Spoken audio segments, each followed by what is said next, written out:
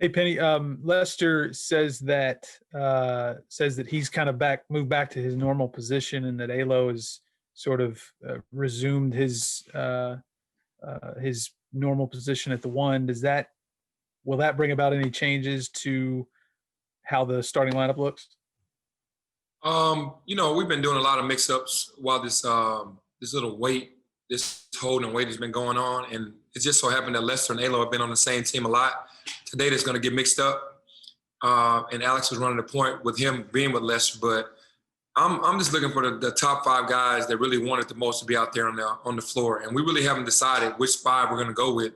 It's just that's been the matchup that Lester's been with. Maybe he thinks that's the matchup because he's been a starter, but we're mixing it up again today. So if you talk to him tomorrow, he'll have another lineup. Danielle? Penny, when these postponements happen, like when you get word, what's kind of going through your head? What's the next move? Are you immediately just setting the practice schedule again? Or are you, reaching out to other teams and possibly looking to schedule a makeup game? Like, how does that all unfold? Well, for us, it comes from our athletic office because the AD reaches out to our AD. And then from there, we're trying to rearrange that game or restructure, reschedule that game. But also, I'm looking for other games that we could possibly play out of conference to try to do that. I mean, we just need games. It'll be a month before we play the game, pretty much. And hopefully, fingers crossed, at Tulsa this Sunday. Cassie? Penny, what's the overall feeling just with each postponement from the coach's perspective? And do you feel like something needs to change in order for this season to progress? In the beginning, we kind of understood it because it was like, this can happen, but this is the first time that it's happened, multiple times. So 3 times in a row. The beginning was, okay, we understand. At UCF, we had some rumblings that when they went to Tulane that they had somebody that tested positive. So it was kind of a question mark on that one. This one came out of nowhere, so it's disappointment today, and we understand that we're in a pandemic and this is happening, and this is what you have to ride with. But just didn't think that it was going to, be 3 games in a row. I'm happy that we're still having a season, but I don't really know what the answer is besides what we're doing. You have to get in a bubble and you have to stay in a bubble, and until the season is over, you can't be venturing out. Family parties, all these different things that people could do that could possibly gather from, around a family member. You have to just cut that short while the season is going on. Clayton? Hey, Penny, I know we mentioned last week the possibility of trying to figure out if, a conference game was possible. Is it all the more frustrating now that this game isn't happening, that it feels like lost time when you have such little, with windows coming up to make up now? 2 additional games? Well, being in the pandemic, we kind of understood that it could happen. So it gets disappointing, but you're like, okay, this is a part of what we're trying to play through a pandemic instead of just shutting the season down. So, it's not the worst thing because the season could end again like it did last year. So we have got to be mindful that, we have to continue to be safe, wear our masks, wash our hands and things of that nature. And, it's just unfortunate that it happened to UCF, Temple, and SMU. But it's a part of it, man, that you just have to kind of work through the rigors of what's happening. Is there, and just to follow up, I asked Lester, is there kind of the silver lining there? I know we talked about different issues trying to work out. It's tougher to do that during a season, but, basically getting a mini off season here to fix a lot of issues. Do you feel like that's, if there's a silver lining out of it, that's something that was accomplished? For us, yes, because DeAndre Williams the chemistry still didn't really know the plays.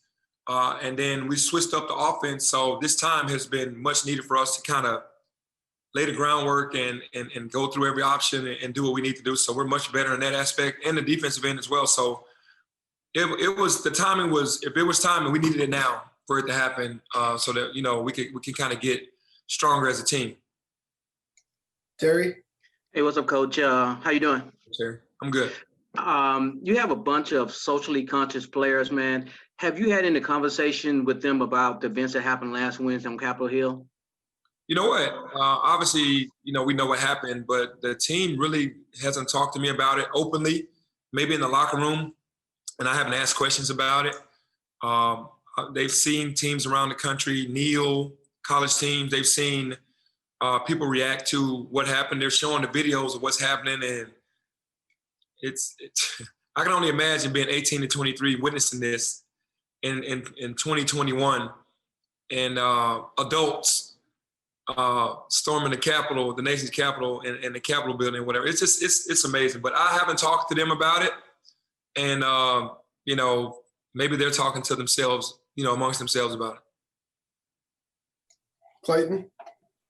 Coach, just in this time off, I was just wondering, can you give us maybe an idea of like how much of practice time has been focused on game prep for games that haven't happened, and how much of it has been kind of focused on working on your guys' self and, you know, making adjustments that you wanted to, that you were referring to before? Yeah, honestly, we started working on the team after we finished South Florida. We started working on Temple. As soon as we found out that Temple wasn't gonna happen, then we went right to UCF. Started working on UCF because every coach has a scout. They're already working on the scout before they actually get to the game. And then we worked on SMU, and now SMU is canceled, and now we moved to the next coach for Tulsa. And it's just, you know, it's weird actually going through it, but we understand. And what was the second half of that question? I'm sorry. Just was wondering, so much spent with the team in practice on preparing for an opponent that you don't face. Has there been like as much time as maybe we might perceive, like to actually focus on yourselves rather than, you know, scout for another team? And, you know, we really focus on ourselves a lot. We give the scout of the other team, you know, a film session, a couple film sessions, then we'll go through their plays at the end. But the majority, we're really working on ourselves. And luckily for us, the next game is a team that we've already played. So we have film of that team, of that game. And, you know, the scout will be much easier because it seemed like it was yesterday when we played them here. And the guy, that'll be fresh on the guy's mind. Danielle? With all of these postponements, not just in this league, but around the country, and like you mentioned, you know, all you can really do is take care of your squad and, you know, have everyone stay as safe as possible. But sometimes it seems like that's not enough. Like we're coming up on, you know, possible conference tournaments, NCAA tournament. Don't really know how that's all going to go down. Like, do you have any opinions on, you know, if college basketball as a whole should kind of change how we're doing things going forward? I mean, first, let me say, I definitely sympathize with all those teams because no one's trying to get COVID. No one's trying to go outside of their bubble. It could just happen with a mother or father coming to visit. It's just so it's a fine line. It's not like you're out at a bar or at a nightclub or doing it. It's amazing how all of this is actually happening. But for us, I think that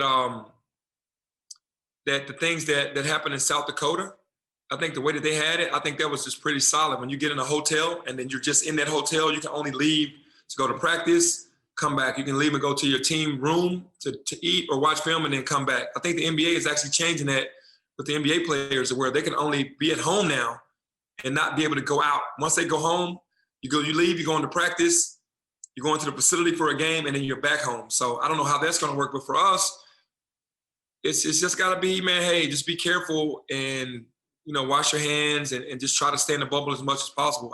And then when you get to the NCAA tournament or a conference tournament, it's easier to get everyone in the hotel, test every day that morning, and keep everybody, if you're leaving your room, you're going right to your team room for dinner, lunch, breakfast, watch film, and then right back to your room. And that worked really well in South Dakota.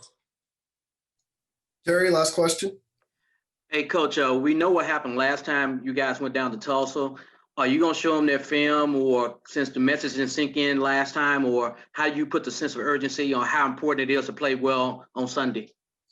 Well, I think our guys understand that we can't take anybody for granted in this league. I think our freshmen did last year. That's why we got smashed. Had a team that played with a chip on their shoulders and really beat us up. Coming here this year, no Malcolm and no Alo, it really hurt. It really hurt our rotation, and the guys that played in the game, we just didn't play good enough or enough. And now, after losing that game, it kind of struck a nerve for the guys. Even though the South Florida game kind of got a hand for a minute, we kind of gathered ourselves and won that game. So that's the momentum we're going to go off of. But it is tough to win because as soon as Tulsa left us, they're going to like a 5-game win streak or a 4-game win streak.